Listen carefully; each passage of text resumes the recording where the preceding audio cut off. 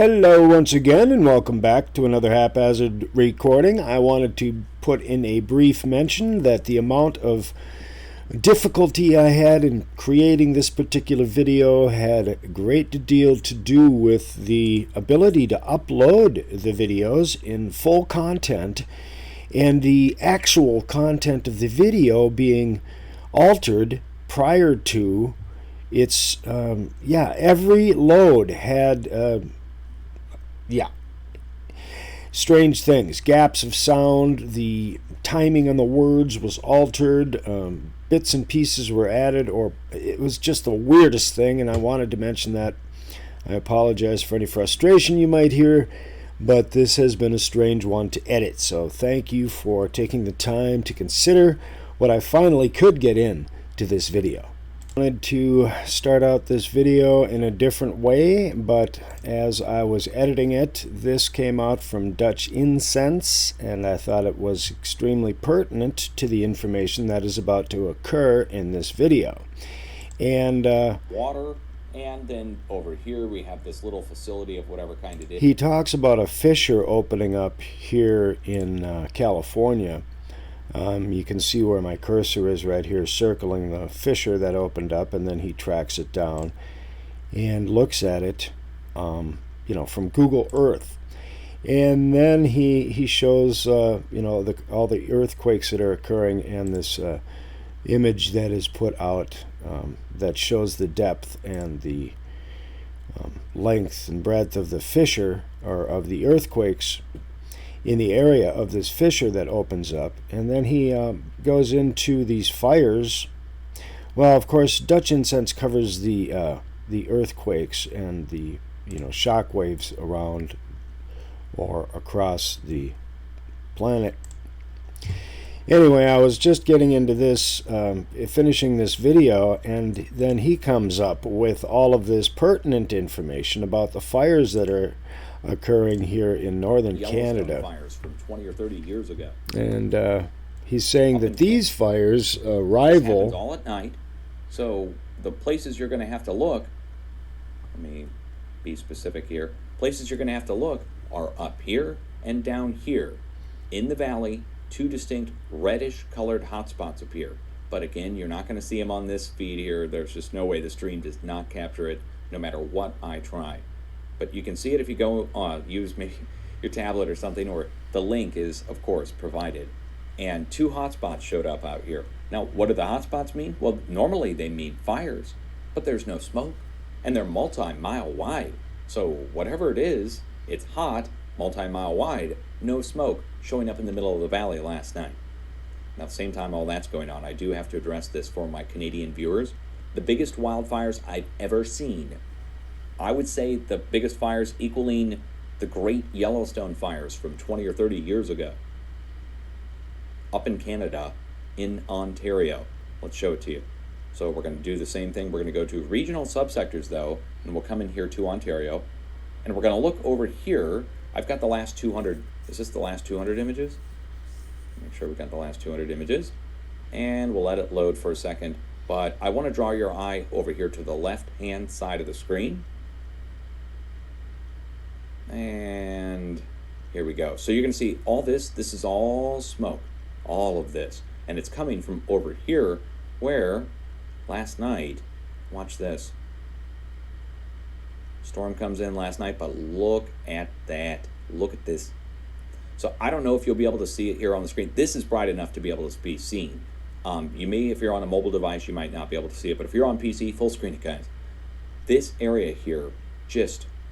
we're talking bigger than the California wildfire. Look at that. So what happens around right about here, all the fires combine, and a superheated, massive superheated area, 100 square miles across, forms. That's the convergence of multiple fires' heat detected at once. Look at that. Keep going forward, overnight, and this is sunrise this morning. Look at all that smoke from last night. Now a big storm came over it. Giant storm just kicked up, and giant storm. We can talk about that at a later date. Talk about that at a later date, which is what I'm talking about now. And this is another repercussion like from propane. Smells like propane. Yeah. It was actually with sulfur mixed in a little bit, just a little bit, so it wasn't lethal, thank God. Honestly, when you're that close, this whole thing could have exploded. I mean, it could have been the biggest blast ever. This is in a golf course, this part that he's showing right here of, methane eruption in, well, here, once again, I'll just skip back Years slightly. ago? Let me show you. Great Lakes methane burst Dutch. Let's see if that brings it up. Ah, is this it? Yeah, here it is. Okay. Well, this is from 2015, isn't it? Right, 2015. Look at this. Now, these are the Great Lakes. Here's Canada. Here's Detroit. Here's Michigan. And the Indian Hills Golf Club. Okay, at the Indian Hills Golf Club, this happened. This isn't a natural gas pipeline. This is naturally occurring, rupturing methane. Like propane. Smells like propane, yeah. It was actually with sulfur mixed in a little bit, just a little bit, so it wasn't lethal, thank God. Honestly, when you're that close, this whole thing could have exploded. I mean, it could have been the biggest blast ever. If they were smoking a cigarette, it would have been bad news. Okay, I wanted to bring this up. I mean, this would be quite a hazard on the golf course, and so I don't think they left it there. But this is all in direct relation to the video about to occur, and thank you for joining. Now I'm going to restart. Hello once again, welcome back to another haphazard recording. I am your host, Lance Renard. For the next 20 minutes or so, I'm going to be going over water. Water, cool, clear water. And water everywhere, but not a drop to drink. Yeah, well, that's what you're going to be told at any rate. If you haven't been told, no matter what continent that you live on at this point in time, you will be told that the polar ice caps are all melting. Goodbye. And the water levels are rising due to climate change, and that we are running out of drinking water. Running out! Panic! So this is one of the main reasons that this particular episode exists. I was watching several different videos, and hopefully they will convey in a clear fashion. To keep it simple, as you're watching the videos, you might want to keep in mind, and this may be repeated or not, but our planet, our plane, our Earth creates water from underneath the surface of the Earth, and then by vapor evaporation and vaporization, the water presents itself throughout our atmosphere in clouds, and then condensation, it rains back down on mountains. So you're going to see a lot of that information in this video. So I thought I'd give you a little forewarning. We're going to take a look at a couple of comments as well. And so thanks for joining this haphazard production. And I have a couple of links in my description that go into these videos. I have tried to bear with the information and conversation during, which is fascinating in detail, however clicky and glitchy and stuttery and stoppy in communication. What I'm going to do is just briefly communicate some of the basics, and then I will go into some of the video.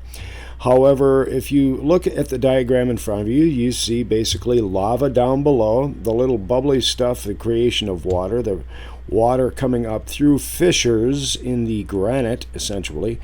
And then you have over here where you have the aquifer and the runoff area, reservoir-fed polluted aquifer and permeable surface with runoff and clouds. The essential communication here is that the Earth creates water beneath as primary water or hydraulic cycle, and then the water through vapor and evaporation comes up and creates clouds. We have water evaporation, lake evaporation. And you also have pressure coming up into the saltwater oceans from fresh water, primary water, that raises the ocean levels. And the concept or information here is that us in the cities over here to the far left are drinking this filtered, polluted water and could be or should be accessing the primary water that is down below. Here it says depth of 2 to 800 feet. You show a little well driller here. And the information is also conveyed that out in the ocean there are islands that have primary water, but it has not been accessed. Or, as in Hawaii, fissures will open up and the water will come pouring out and cascading down the mountainside. And so these are the fundamental details of the fact we're drinking filtered polluted water, as you can see in this small area here.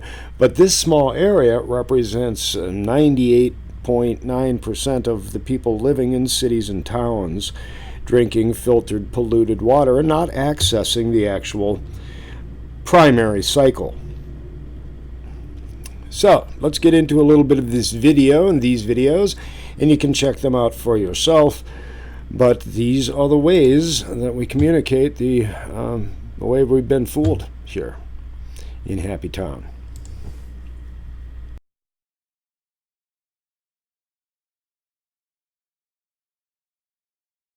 Okay, in this section, talking about the amount of primary water that comes up close to the surface, as you can see in these fractures and cracks. And they are going to be talking a little bit about, well, a lot about the, this detail, and that there's water beneath the surface in so many areas where water is not being accessed. Yeah. All right, so. Gosh, I'm missing words now, but... Well, so what you're drilling, because I've had the opportunity to go with you on a couple of drill sites, which I really appreciate, and that really gave me an enormous amount of information. Thank you, Paul, very much. So when you're drilling, and you're drilling into the fractures, and you are bypassing all of the muck and mire of the toxic waters, how are we getting this new water up without it becoming poisoned? Sometimes right on the surface, right on the top of the mountains, depending on how the fractures go. So that's why just please think of it and study that poster of ours, because I think we are doing a pretty good job of explaining that. Because some places there's no surface unsorted material. In other words, you get hard rock, granites, etc., based basalts right to the top of the mountains. There, if the fracture extends all the way up, you may have water pouring out of the side. That's why you get springs on mountaintops. And some of those springs are very, very huge, large. Now, would that explain those beautiful cascading waterfalls at the tops of some of the mountains in Hawaii, for example? Coming out of the tops of the mountains. There's no snow melt there, by the way. Many of That's right. There's no snow. I mean, the whole place tends to be pretty warm. So what now explain. Yeah, I'm sorry. Go ahead. There's volcanics, so that's coming up. Those waters are volcanics and prove positive. Not only that, but depending on how they surface. No, excuse me. I'm going to interject briefly. Just to get things out of the way here quickly, is that you have layers of water. As you can see, you have your primary water coming up and coming close to the mountaintops, and then you have runoff water that is in layers under other water here that is in reservoirs that we collect. Now, everything above the primary water is basically polluted or toilet water that is being refiltered, and that's what we're drinking primarily. But now underneath, if you look over here to the right where it says ocean, there is a great amount of primary water that is coming into the oceans, lifting and raising the levels of the oceans.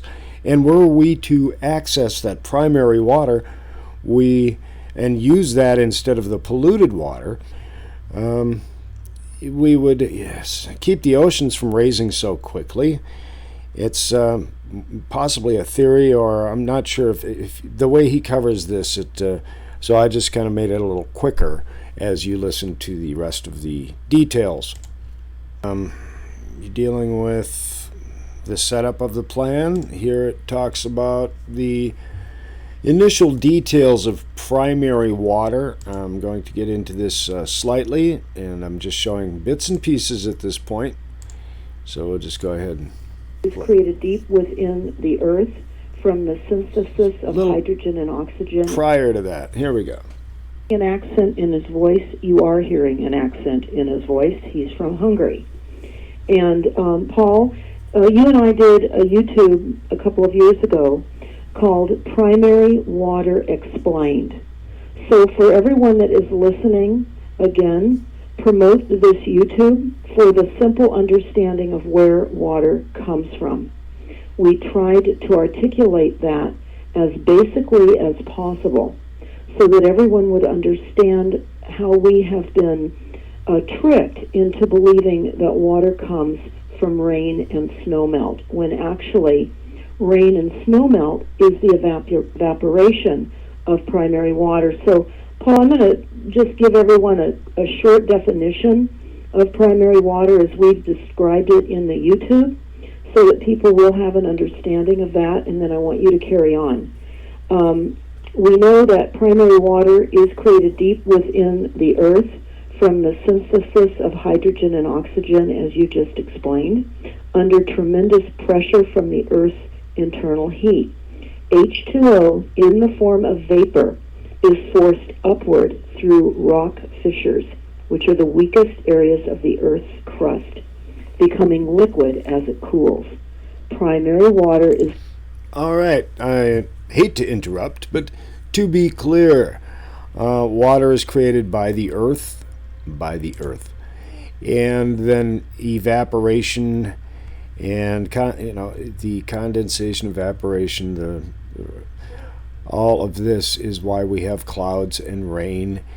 And right, so that seems to be pretty simple, and that's the essence of this, to be considered in how we're being deceived once again by our friendly government, and soon to sell us water or use the little bit of water that they're allowing us to have with poisons in it. So, I mean, I really don't want to push a conspiracy detail, but I do want us all to be aware of some of these facts. And now I just spent yesterday with people that drill water wells. Believe it or not, they had a 50th anniversary at my cousin's. And I was talking to my cousin. He was telling me that if you drill deep enough, I asked him how deep the water tables are here in Minnesota, even though I did it for a living. I forgot, I wanted to verify. 80 feet, 80 to 120 feet here in Minnesota. And if you dig deep enough or drill deep enough, you hit seawater. Let's carry on. Earth, from the synthesis of hydrogen and oxygen, as you just explained, under tremendous pressure from the Earth's internal heat. H2O, in the form of vapor, is forced upward through rock fissures, which are the weakest areas of the Earth's crust, becoming liquid as it cools. Primary water is forced upward, while atmospheric water is subject to the effects of gravity and flows downward. And in that YouTube, lots of people wonder, Paul, if they have to go to great depths to access primary water. That seems to be everyone's first idea, is that they have to drill thousands of feet to get to primary water. What would you say to that for those that are listening? Well, if you have a chance to go to our website. All right. Well, just wanted to cover this briefly, give you some of the information and details of the water shortages being, of course, a farce. And then also dealing with Deborah and her Stop the Crime channel and the weather warfare that is being used also. Now this is, let me just go ahead and, this has some of the same images, however, it's along similar lines, of course. So let's have a quick listen. Are not taught about primary water. They drill. They typically case and gravel pack. You don't want to typically case and gravel pack.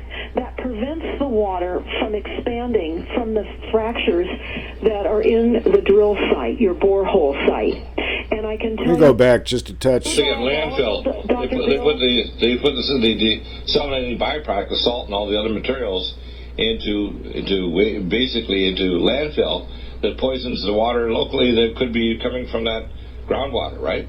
Well, this is why we've got to access primary water. All of you listening, drill. You've got to drill. Listen to the YouTube, water shortages, pollution, restrictions, and our only solution is primary water.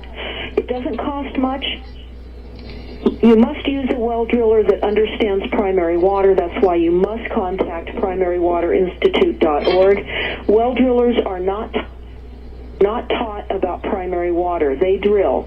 They typically case and gravel pack. You don't want to typically case and gravel pack.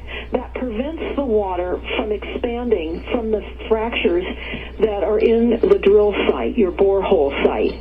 And I can tell you that I've had the opportunity to be on a number of primary water drill sites to date.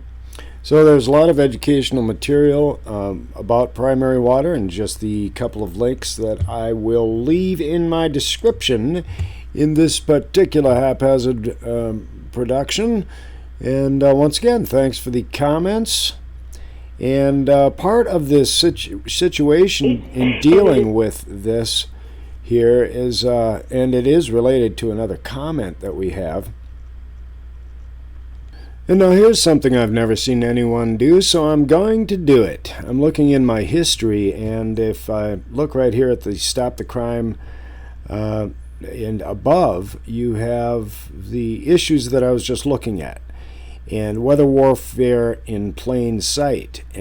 Okay, now in this segment we have the weather warfare in plain sight. I'm going to jump from segment to segment. Hopefully the volumes will not be too overly agitating. The weather systems you're talking about, blast wave accelerators and submarine induced tsunamis, etc., which goes back to the 1940s in the southern Pacific Ocean. The most dangerous weapons are American and Russian, and these are space-based weapons.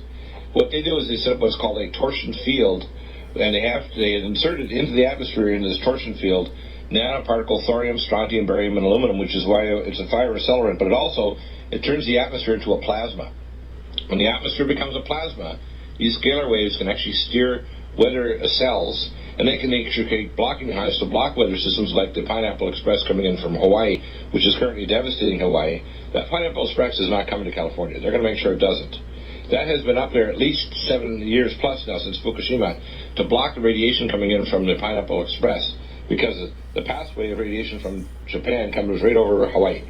And what people don't understand is these weather systems are being manipulated as we speak by above government agencies in America and Russia. There's 3 other countries that have weather modification technology. One thing I'd like to point out here, he states by above government systems. By above government systems, and I thought I'd point that out. And they go through a lot of information. This part right about here. Right. Make it go further, because when you look at these climate action plans, you just a little before this. Various types of seawalls to protect them from increased shore erosion. This is part of what that new YouTube is about, where I have a YouTube up called Coastal Attacks. Check it out. Everybody needs to look at that YouTube and send it out far and wide. Coastlines Under Attack. Type that in, you'll find the YouTube. It's flying through the internet now. Right.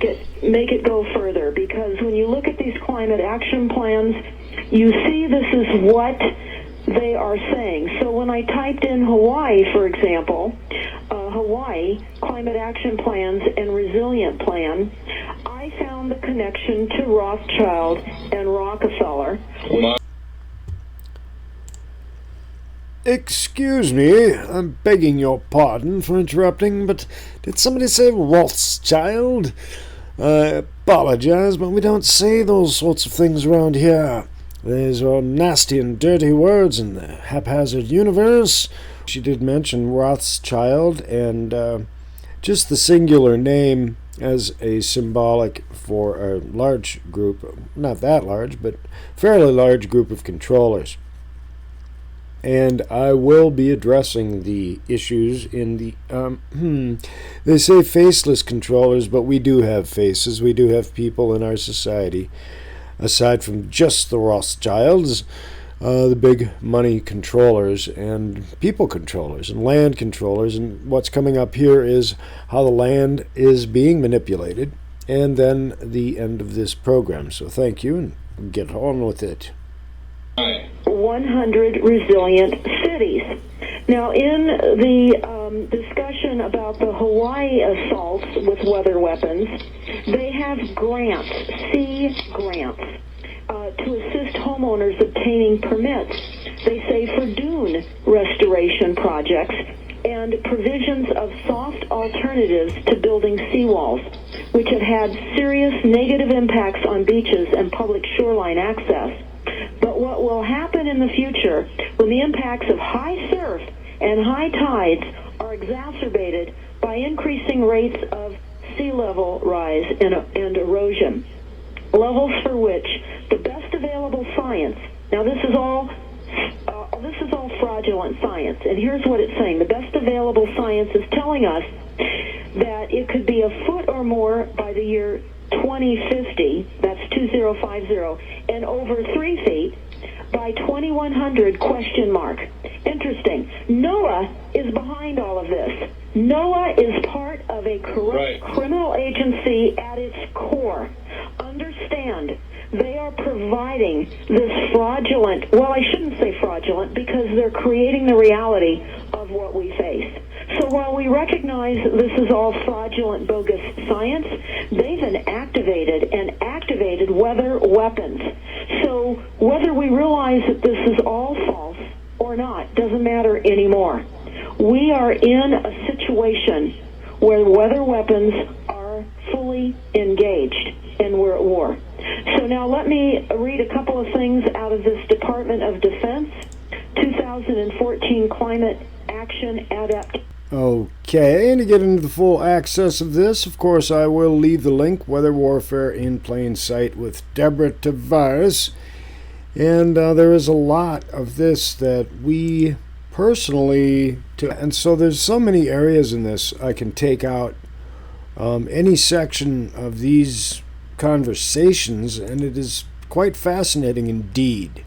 Right, he's talking about different chemicals from the pharmaceutical companies that are mixed in with the weather changing details. A fascinating video. Enjoy, and I will leave the link, of course, and you can enjoy this video without my interruptions. But there are in any area. The health department comes in because they're all part of this horrific, hideous agenda. The health department comes in, deems your property unsafe, and the EPA has also said this as well. When your water is turned off because of overuse, your property is no longer habitable. It is unsafe. They will remove you from your property to an area where you can have potable water. Now, the big emphasis is to bring in sewer water, to treat sewer water, and to use desalination to bring forth water. This is the plan.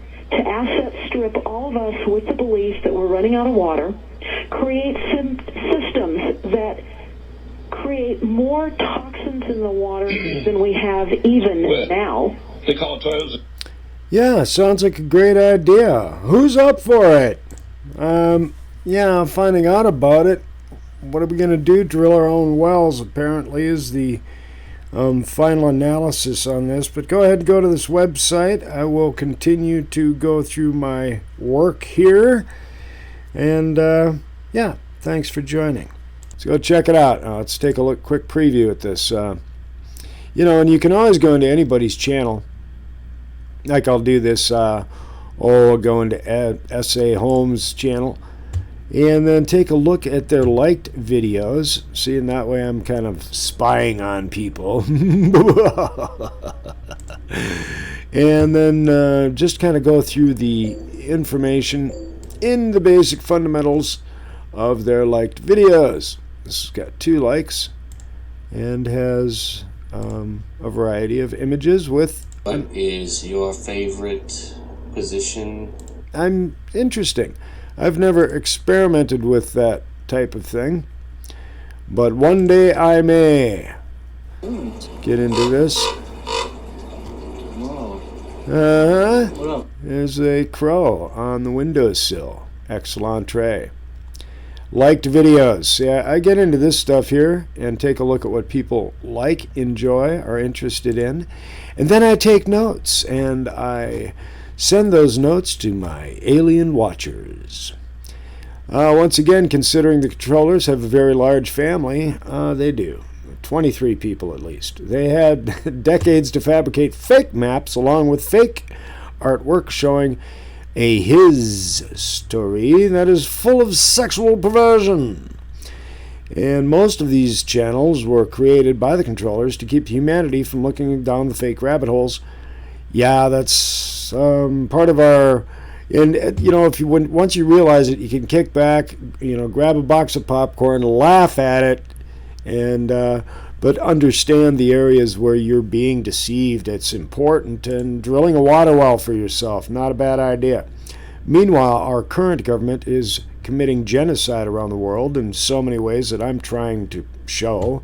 Not necessarily prove. You prove things to yourself, but I don't drink the water. And the Fucktardians, drunk again. Most people spend, well, anyway. Thanks, Lance, for sharing your time, humor. The world needs a little more Daisy Duke. Duke and Daisy down the Dukes of Hazzards. It's funny. Somebody, I don't quite get the reference, but it's probably my deep in Dukes of Hazzards voice. And thanks, Azad, for all of the DNA samples. I like to leave, well, I won't go there. At any rate, let's go ahead and get into a couple more of these. Much as I would like to go into all of these comments, Ilka Freiman, once again, very good dancer indeed. Yes, and I really have a lot of fun with these, and the upcoming videos that will come to mind as I search out your links, say hello to each one of you, and happily bow out for this particular production. But yes, don't drink the water if you can help it. Go, unfortunately, get water from a clean, clear source, if that's possible. And I have more curious investigations to survey, convey, and purvey. So thanks for watching this one. Like, comment, and subscribe. If you know anybody that drinks water, share. And I will